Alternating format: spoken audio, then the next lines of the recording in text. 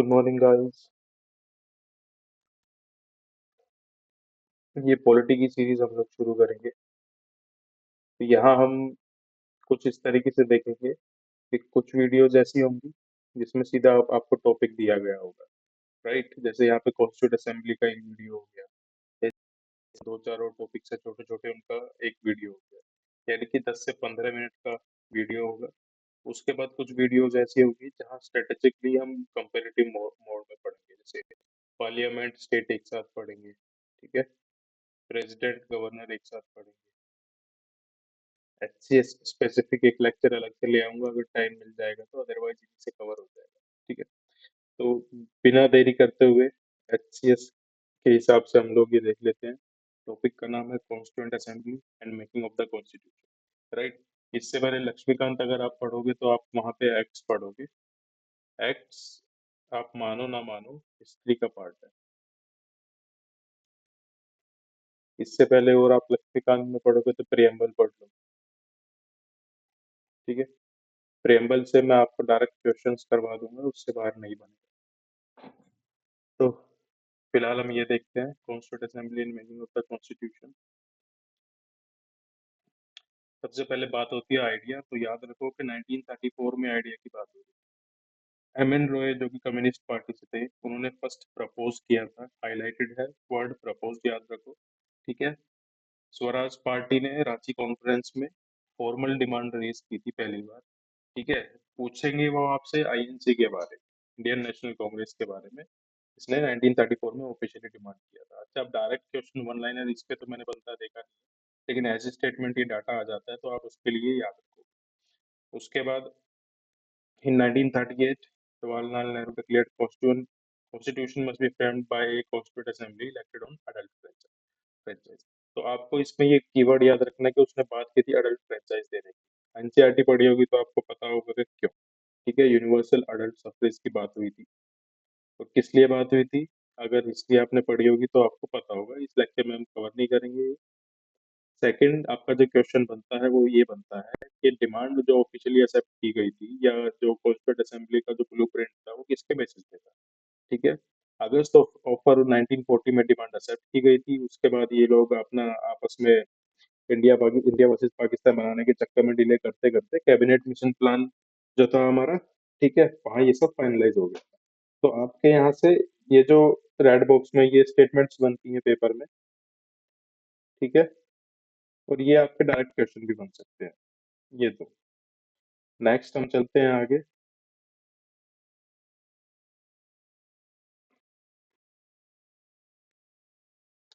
Composition की बात करें, अगेन यहाँ से स्टेटमेंट ही बनती है आपकी। तो टोटल सीट्स 389, जिसमें से 296 सीट थी ब्रिटिश इंडिया की, 93 प्रिंसली स्टेट्स की थी। रेशो क्या रखा गया था, रेशो रखा गया था 1 सीट फॉर 10 लाख पॉपुलेशन।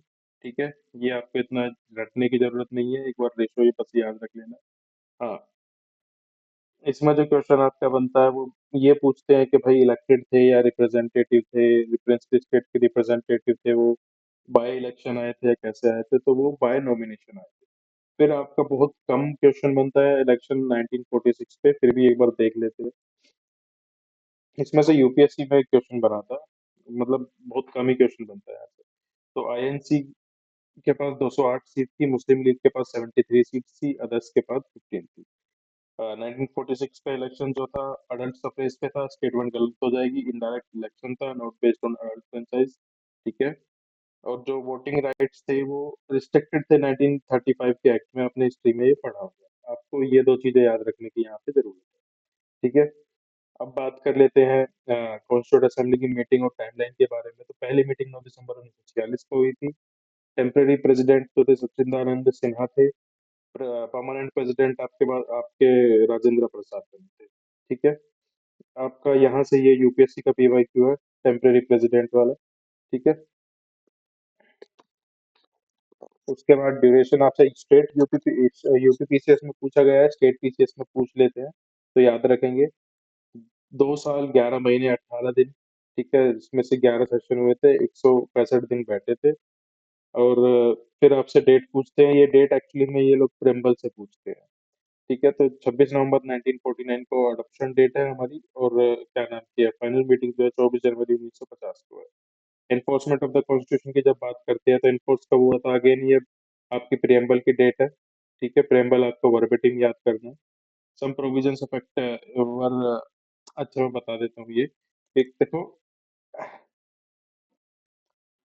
बात वहां पे ये हो रही थी कि डोमिनियन स्टेटस मिले या सोवरेनिटी का स्टेटस मिले। अंग्रेज इस बात पे अड़े हुए थे कि भाई आप अपना कॉन्स्टिट्यूशन यहाँ पे बनाओ, उसके बाद ब्रिटिश पार्लियामेंट में भेजो, फिर ब्रिटिश पार्लियामेंट में वहां की जो क्वीन है वो उस पे स्टैंप लगाएगी और पास करेगी। अगर ये गेम होता, ठीक है, तो काइंड ऑफ डोमिनियन स्टेटस में ही हम लोग रह जाते।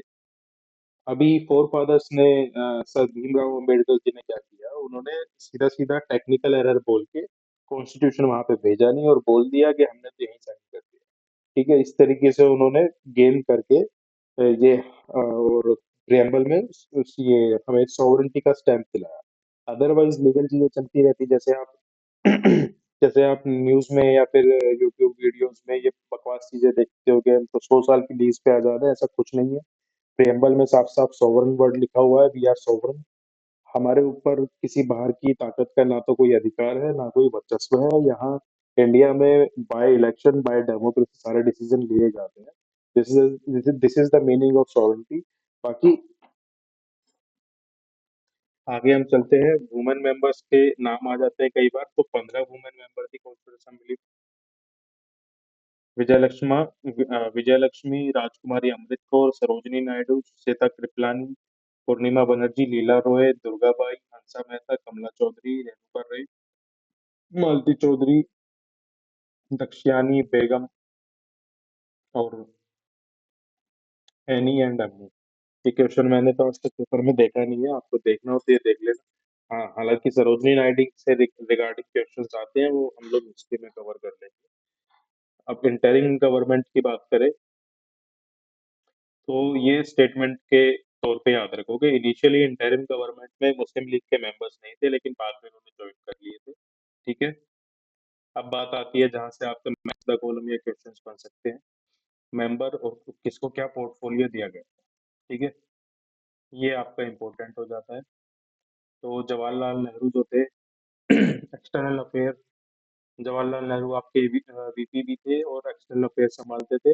वल्लभ भाई पटेल के पास था आपका home ministry, information and broadcasting.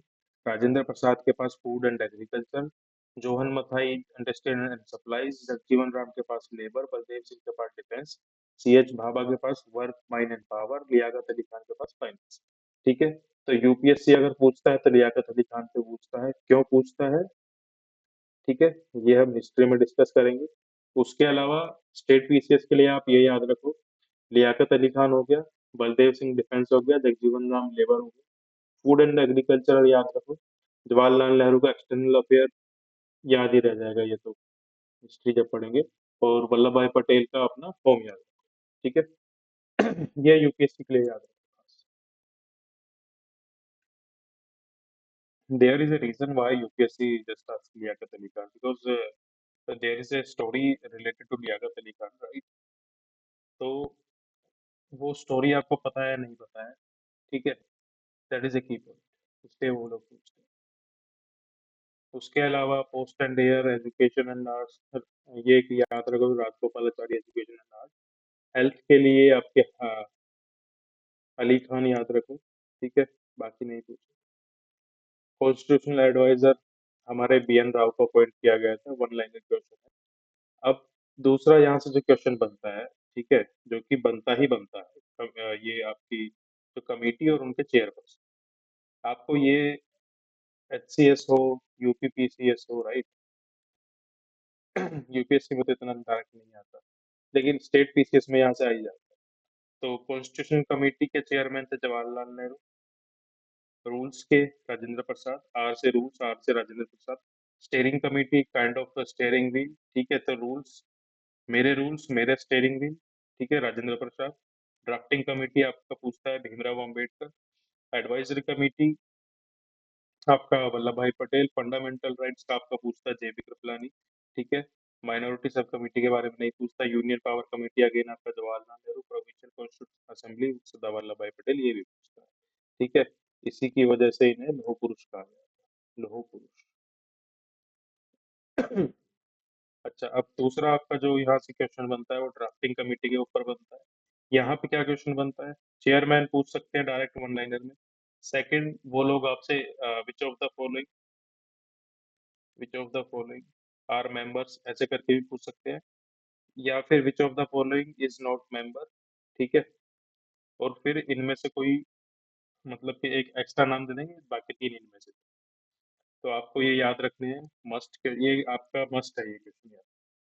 तो अल्लादी, गोपाल, मुंशी, सदुल्ला, मित्तर, ठीक है, कहता, इसको अपन याद कर सकते हैं।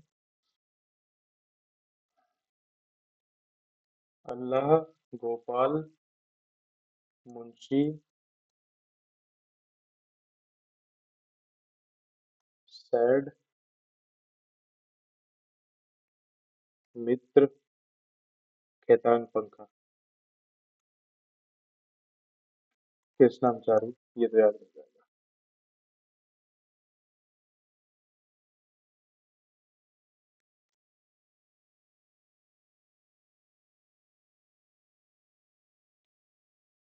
हम्म।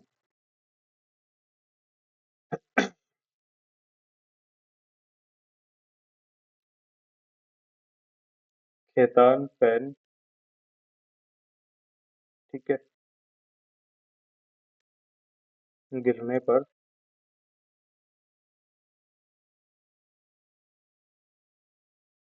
कर्मचारी है।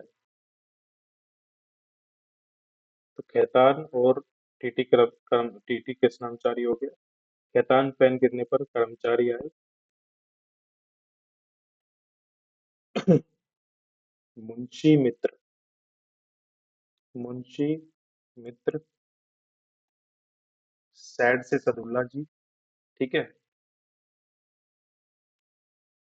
सैड हो गए, या फिर राइम करना हो तो सैड पाए, ठीक है। सबने, अभी मुस्लिम लीग के मेंबर्स भी बाद में आ गए थे। सबने फिर किससे दुआएं की होंगी? ऊपर वाले से।